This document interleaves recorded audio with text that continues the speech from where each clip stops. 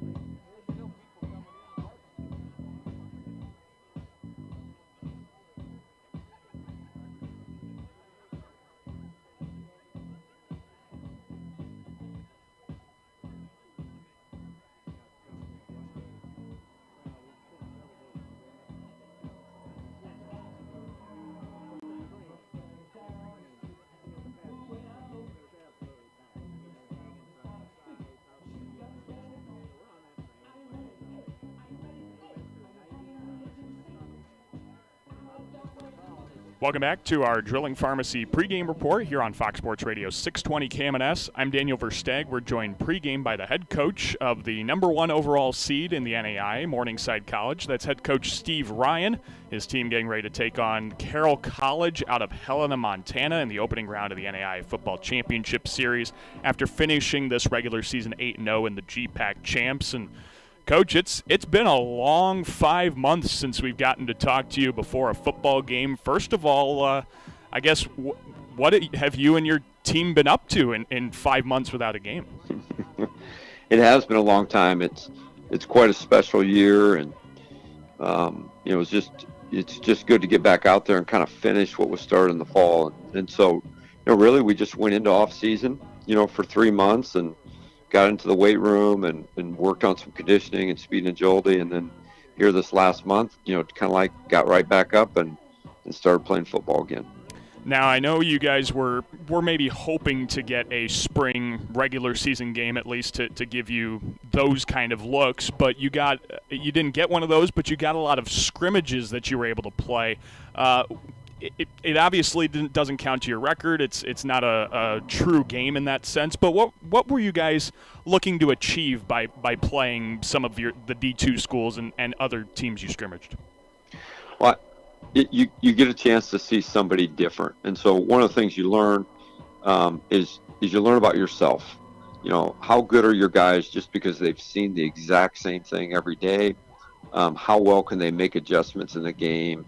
How well can they play against someone else? And then all of our young players just got more playing time and got a chance to kind of just improve as football players and get closer to kind of where we need them for this spring. Gosh, I can imagine the guys were really eager to get going once they got into spring camp. What were those first kind of practices and first kind of scrimmages like, just for the guys to get the pads back on and start playing again? I thought that I was really pleased with where our guys were, and you just where we were going to be. You're wondering, are we going to be where we ended in the fall, or are we going to be right back at step one, like so often you feel like you are in the spring? And you're kind of somewhere in the middle. And I think your ball and have great passion for football. This is like heaven. They're playing football all the time. And guys that maybe have other reasons why they're playing football, gets a little bit long. So you learn a little bit about the men. I think they learn a little bit about themselves, and we got a lot of guys that just love playing football. Absolutely, and one guy that will keep loving playing football. Do want to hit on this really quickly. Nicholas Gustav gets drafted to the Canadian Football League in their global draft. This is a first for you, Coach. A player getting drafted to the next level. What does that say about Nick, and what's that mean to him?